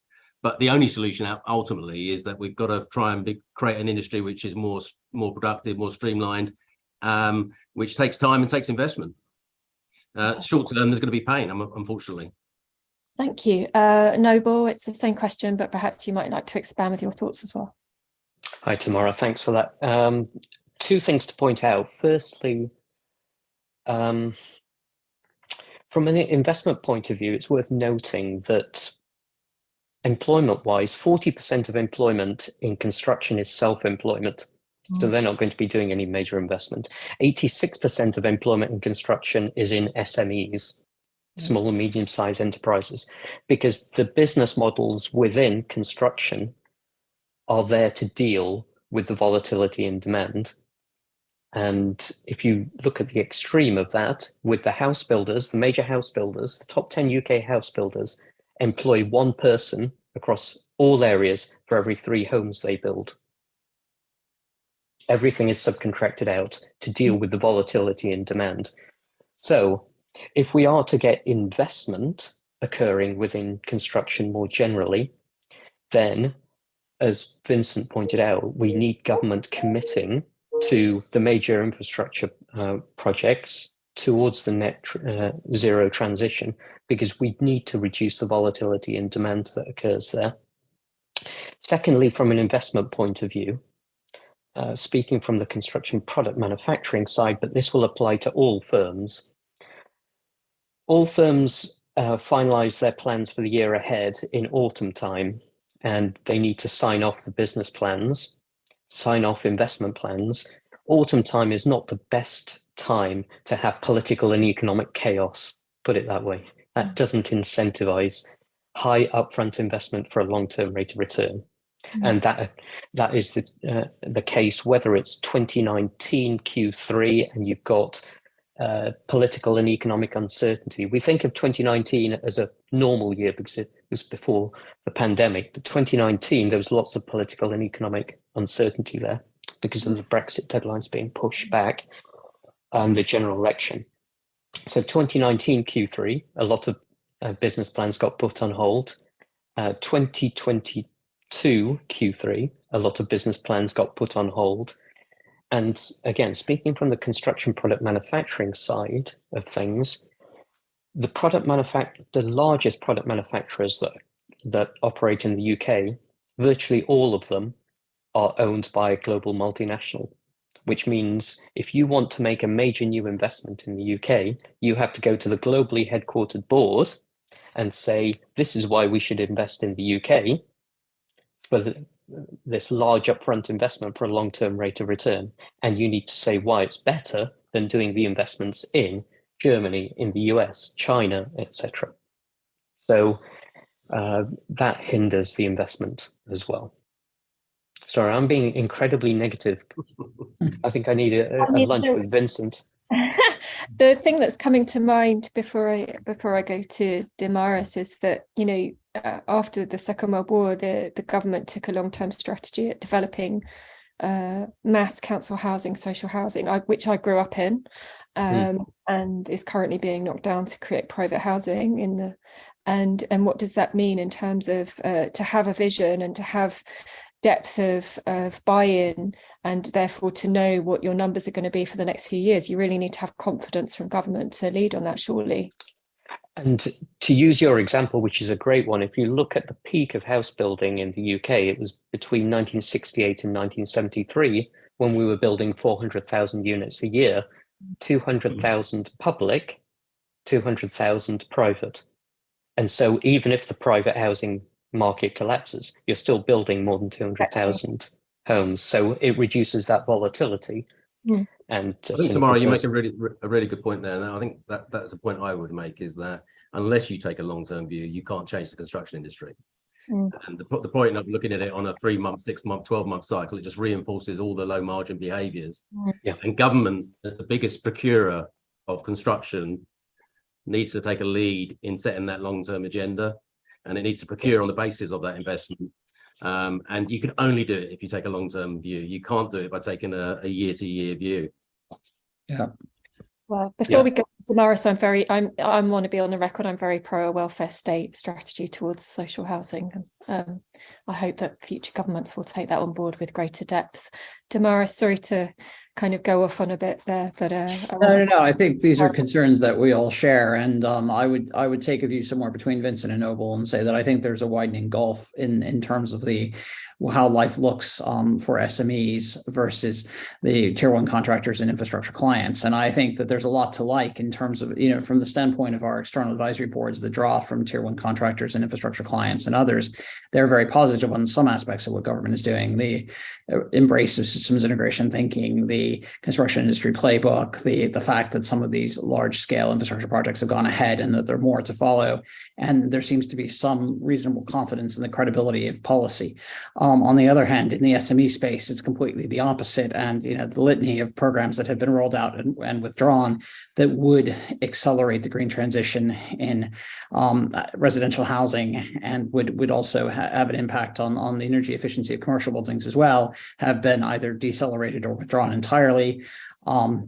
There's a lot of chaos in terms of this bonfire of the EU regulations and the idea that somehow all these SME firms are going to appreciate that the health and safety regulations are back to what they were 30 years ago, but that's not actually the case. It's a big concern for them that the regulatory space is so fluid at the moment. But I think in terms of your point about social housing, it is certainly true that the colleagues of mine who work on this idea of an entrepreneurial state, that the way in which the state can be most influential is in procurement, and that is the logic behind the construction industry playbook. Similar logics could be rolled out if there were a commitment to social housing, green social housing at scale. And I think when you talk to those who represent more sustainable housing and socially conscious aspects of the residential building sector would agree that there's a huge scope for government involvement in that. But I think at the moment the confidence is relatively low.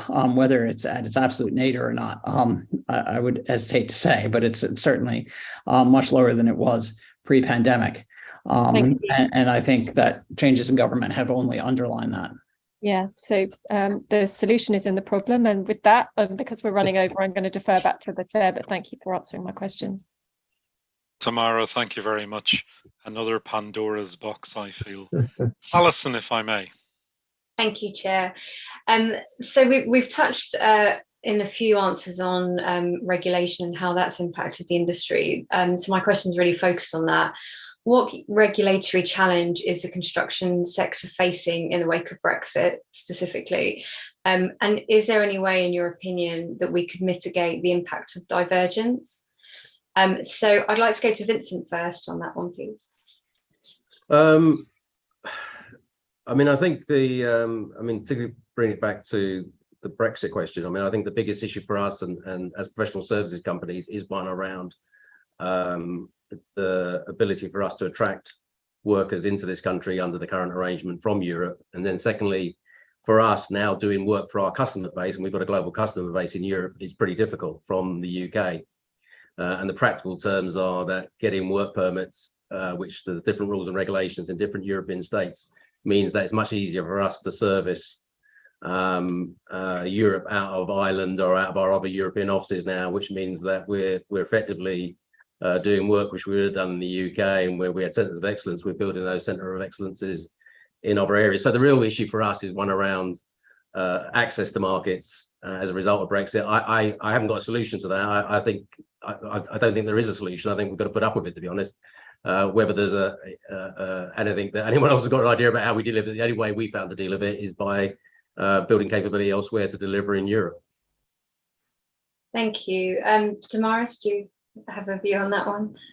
Well, I would echo some of those same thoughts. I mean, I think it also depends on where you are, how you're positioned within this. I mean, those who are trying to export into European markets at the moment, whether they're exporting manufactured materials of construction, or whether they're trying to export services in the way that Vincent alludes to, are facing real challenges. And I think that can't be denied. I don't have an answer either. I mean, I don't think there's a magic bullet that's going to solve that problem. I think that the question of regulatory alignment, particularly going forward on things like environmental regulations, is going to make it even more difficult. A lack of regulatory alignment is going to make it even more difficult for UK firms to be competitive. I agree that building capacity elsewhere in Europe is something that everybody is doing. The construction industry is no different from other manufacturing industries that way. I don't see a real solution. I think the labor issues are also equally thorny and equally important, given that's something that you could potentially, over a very long period of time, have some domestic substitution, but we're a very long way away from that. So I would simply agree really with Vincent that those are key challenges. And then I think this health and safety piece is another one that it's hard to exaggerate the effects that something like Grenfell have had in Europe in terms of their perception of the British building regulations and of British attitudes towards health and safety, not only of employees, but also of other stakeholders. So I think that the sentiment issue that was addressed in the first panel is something that may even be a bigger barrier in some cases than the lack of regulatory alignment themselves. But we've tried to anticipate this by establishing a center that will be launching in a couple of weeks that attempts to address these issues. But I think that we're very far away from any kinds of solutions. Okay, thank you. Noble. Just to briefly add, I guess from our perspective, regulations and standards point of view, the key issue is certainty. Any of the major companies that are looking at doing investments, they hear bonfire of the EU regulations, but what does that mean? It doesn't mean anything as a business term. What are you making investments for, unless you know what the market environment is going to be, what the regulations and standards are going to be? It's hard to justify making major upfront investments, whether it's in skills, capacity, or in digitalization, in any of these areas. From a CE marking, UK CA mark point of view, I come from the perspective personally where I'm doing forecasts for construction. So I can make an assumption that if it becomes a problem, the deadline will be pushed back, so it's not an issue. I'm not a multi-billion pound corporation, and I'm not making hundreds of millions of pounds of investments in capacity, skills, digitalization, offsite manufacturing.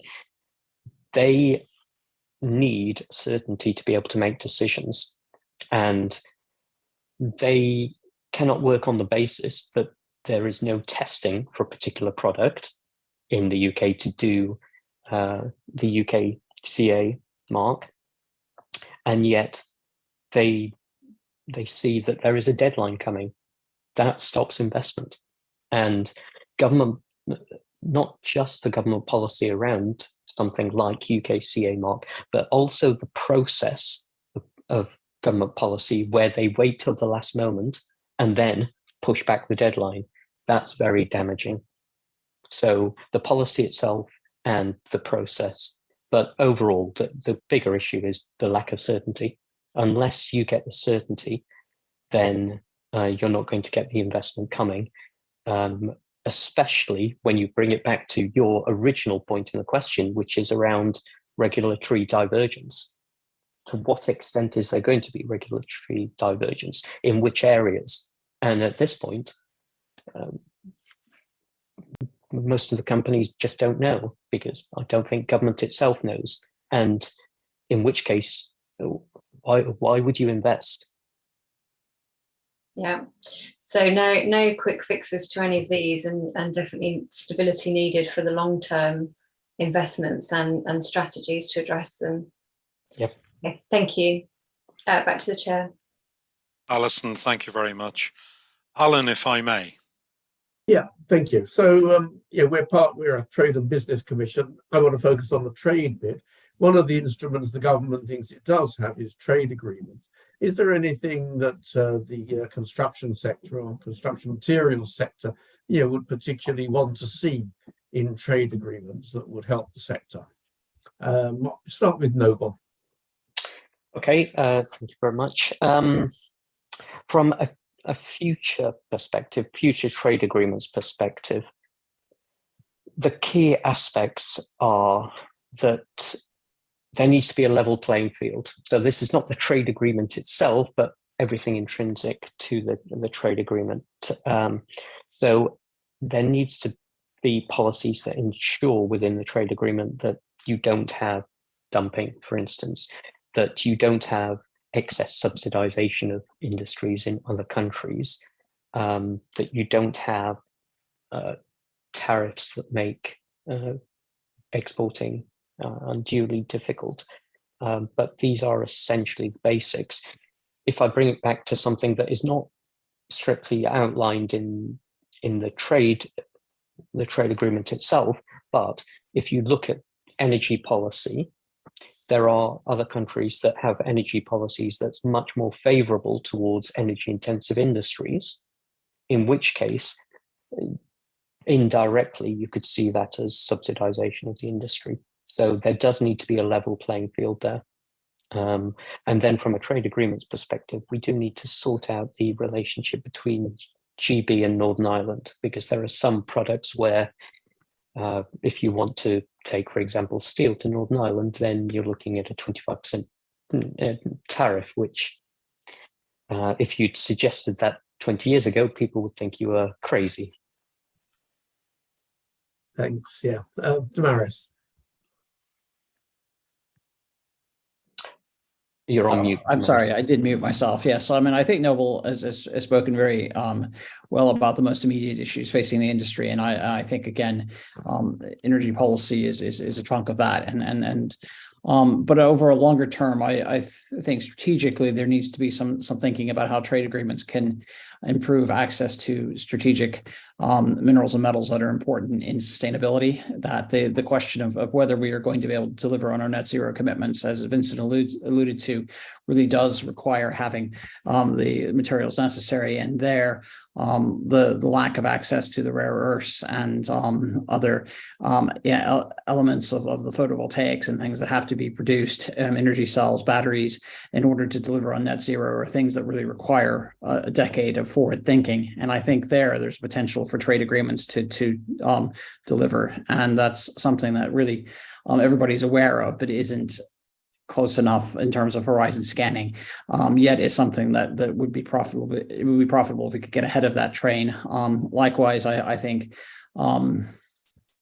again, the question of Northern Ireland and has to be resolved. I don't think there's any doubt about that. I think that I would echo what was said in the first session, that trade agreements are not an end into themselves. They facilitate increases in productivity and in growth of business. And there, I think the biggest challenge is for manufacturers of UK construction products to be able to export globally, particularly to be able to export into Europe because of the proximity question, and anything that can be done to help them, particularly in terms of the elaborate checks that are required for them to export at the moment, and getting a bit of reciprocity because we're not doing much in the way of checks on what's incoming. Those issues need to be resolved. But I think those are issues that adequately have been covered by Noble and Vincent. What I would just like to add to it is this question of thinking strategically about what does it take to deliver sustainable construction, a circular economy in construction, net zero, and how can the trade agreements be shaped to enable access to the strategic resources that's required. Okay, thank you. Vincent.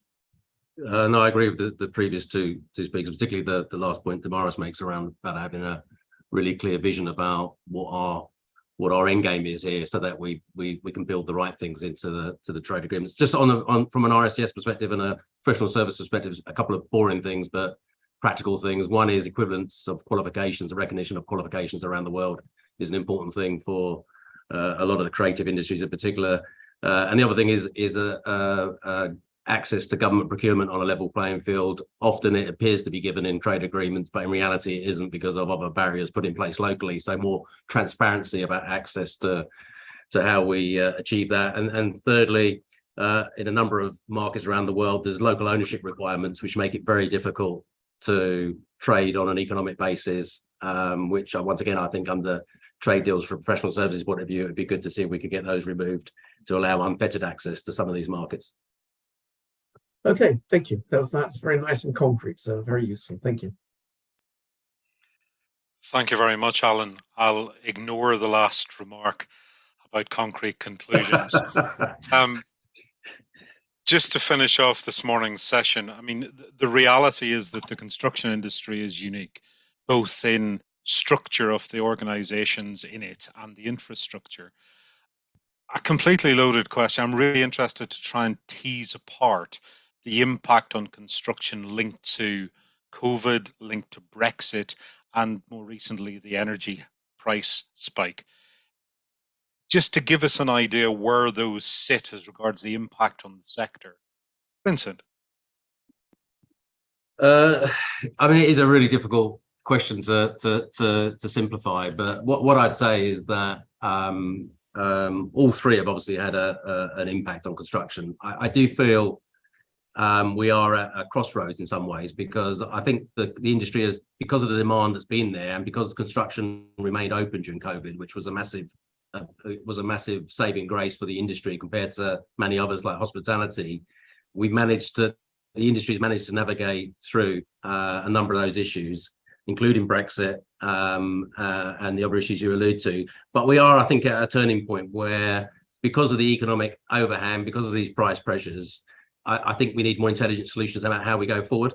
So I think today the construction industry's done a good job of weathering those storms. But I'd go back to my immediate point. The biggest issue is if government pulls work or doesn't give the certainty of workload, I think it's in a very precarious position. It could easily tip into a very quick recessionary environment where the industry will deliver capability rapidly at a time when we need it more than ever.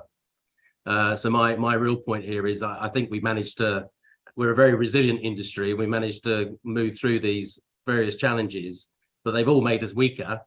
And we're at a time when the economic overhang means that decisions could be made about cutting investment. But I think that'd be, if we're taking a long-term view, an amazingly dangerous thing to do. Thank you. Noble.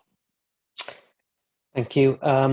Separating out the impacts of Brexit, the pandemic, and then Russia's invasion of Ukraine and the energy commodity oil price spikes afterwards is incredibly difficult. What we can say is that clearly construction, like most industries, shut down during the initial lockdown back in March 2020.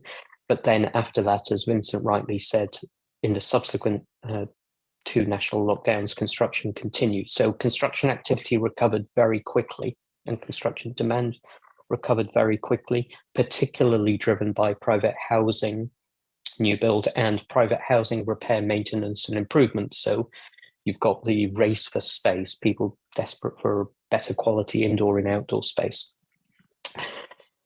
What you've seen more recently is that you've had sharp falls in private housing repair, maintenance, and improvement, and private housing is post mini budget, demand is slowing considerably there.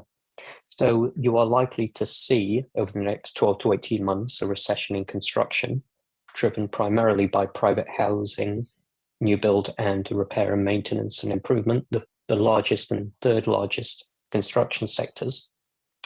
But there will be some other sectors that will continue to grow, such as infrastructure.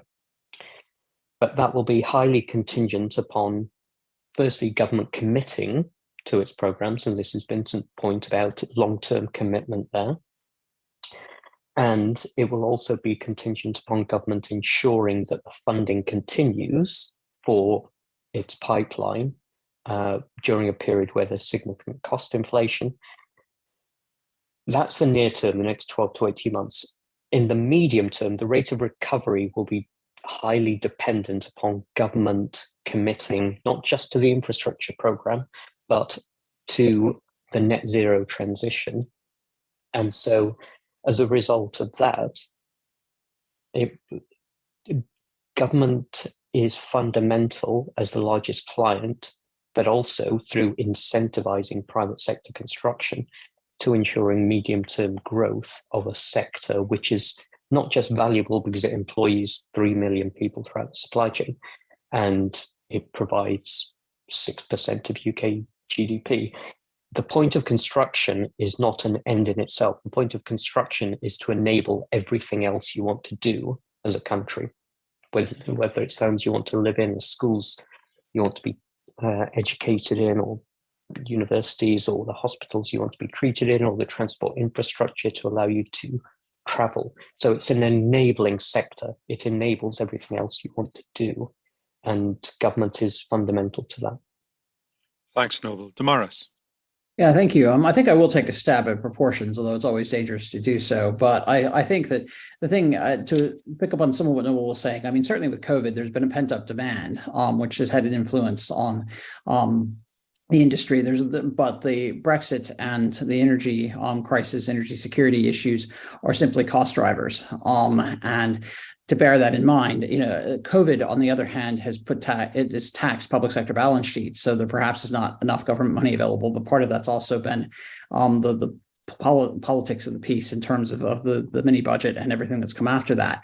But I think on balance, I would agree that COVID is the least of the three, probably a fifth, all told, and that Brexit and the energy crisis are probably about 2/5 each, 40% each. I think that but the question around the energy policy issue is whether that's simply the war in the Ukraine, or whether there's also just been a failure of energy policy in the UK over a long period of time that's made this particularly acute, because it's hit the UK harder than it has other OECD countries, and I think that needs to be underlined.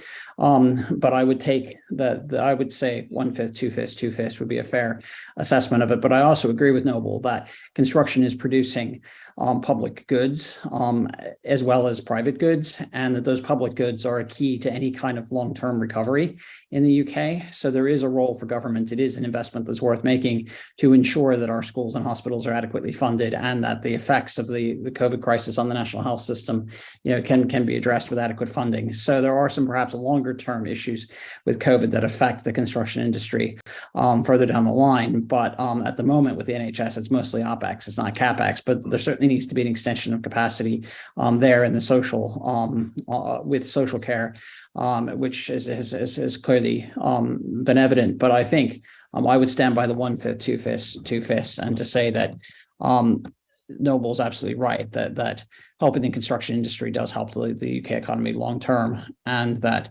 there are opportunities here as well as challenges in the current crisis.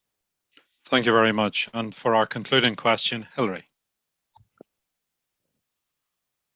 Jeff, thank you very much indeed. And can I apologise to our witnesses for having joined late because of visits in the House of Commons that I had to be present for.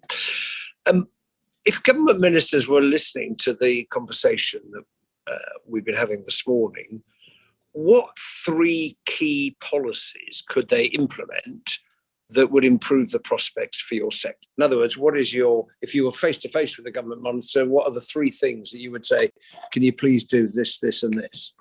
I wonder whether, Noble, do you want to start first? Thank you very much, Hilary. Okay, the first is not a specific policy per se, because if you go back 20 years ago or so, we used to go bang on government's door and say, do this, spend this, do this. And after a while, you get to a situation where what you want government to do is actually commit to a policy and don't pull it after 18 months if it doesn't make the progress they were expecting. So the first thing I would say, if I was speaking in front of government directly to a Secretary of State, is say, if you have a policy that is there as a long-term policy, for example, to incentivize energy efficiency retrofit, then commit to it with a realistic timetable, realistic incentives, and with a trajectory that is not there about grabbing headlines in the newspapers and setting yourself up for failure, which has happened too many times, particularly within the retrofit arena with the Green Deal, with Green Homes Grant, with feed-in tariffs, CERD, ECO, etc. In terms of other areas, in terms of infrastructure, government needs to stop focusing on announcing £600 billion worth of pipeline over the next 10 years and beyond, because that doesn't really mean very much. What they need to do is focus on the medium term, a realistic pipeline that actually occurs, rather than something that sounds vastly more ambitious but doesn't end up occurring, because projects towards the end of a spending review get pushed into the next one due to lack of finance. I guess my third point comes off the back of those first 2, which is that there needs to be a lot more realism and a lot more certainty, because it's not just about what government is spending or a government policy per se or a government pipeline. It's actually about providing private sector with the certainty with which they can make large upfront investments in skills, capacity, digitalization, net zero transition. Sorry, I've gone on far too long. Hopefully that helps. Extremely. Thank you very much. Vincent. Thanks, Hilary. I mean, I'm the optimist on the call, so I'll continue to be optimist. Firstly, I think there's an opportunity for the UK to be the market leader worldwide in construction, because we've got a lot of the requirements to do that. But from a government perspective, in order to enable that, the things I would point out, one is we've got to take a long-term programmatic view about how we change the industry. And to do that, we need to take a long-term programmatic view about demand and how the government uses its position as the largest procurer of construction to create a program which allows us to transform the industry over a period of time, and within that to give certainty to allow the investment to take place.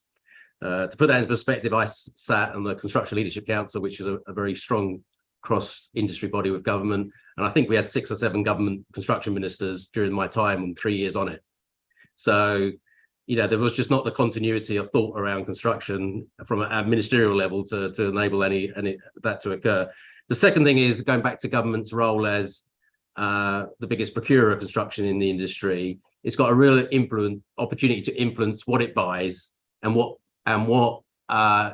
importance it puts on what the industry gives back to government. And a lot of good work has gone on to issues like the construction playbook, which sets out a very good roadmap for what that should look like, but it needs to be actually executed right across government. And I think government needs to commit to that. And the third point I'd make would be about skills. You know, in a world where we are looking to level up and we are trying to create jobs and we are trying to create people dignity in employment, construction has got an amazing ability, if we modernize ourselves, to do that right up and down the country. And we can create better jobs, we can create more highly skilled jobs. And the transition to net zero is really going to enable us to do that if we take this programmatic view. So it all comes back to me about having a really clear vision about what the industry needs to look like, which I think we've generally got, but then committing to that through government's actions in terms of the workload it commits to and how it does it. And I think if we do that, leading to the other part of this commission, which is about exports, it gives us the opportunity to lead the way and to be able to export that capability around the world, because every single country in the world is going to be going through the same transition we're going through. Thank you very much indeed. And finally, Damaris. Right. Well, I would certainly agree with a lot of what's been said. I mean, I think if I were to say three policies, the first would be, again, a credible policy to help accelerate the retrofit of residential housing stock. And again, the credibility is the key issue there, because it's one thing to roll out these policies. It's something else for everybody to believe them and for SMEs to retool themselves in order to address the demand that will generate. So it needs to be credible, but it would be a very important policy. The second piece is the skills piece, policies that look through BEIS to better integrate the higher education, further education, and firms themselves in terms of apprenticeships, particularly at level 4 and level 5, but also the level 6, level 7 apprenticeships, which haven't been entirely successful, in order to better integrate unskilled labor into this picture about what construction skills actually look like, because that's where firms are having the hardest time hiring. And the fact that that isn't attractive to many British, school leavers is something that needs to be tackled. And then the third issue, which I think is probably should be low-hanging fruit, although I don't think it necessarily is to sort out the Northern Irish Protocol and to keep in mind that trade agreements depend on how well they're executed. And all of the points that Vincent made about it's one thing to have equal access in terms of selling services, but it's something else to have that fail at the first hurdle because of either local ownership requirements or other barriers that are put in the way. But I think in terms of the sentiment, particularly in Europe, getting the Northern Irish situation sorted out would do a lot to turn the tide and to make things more achievable. But those would be my top three. Damaris, thank you very much indeed. And back to you, Jeff. Thanks very much, Hilary.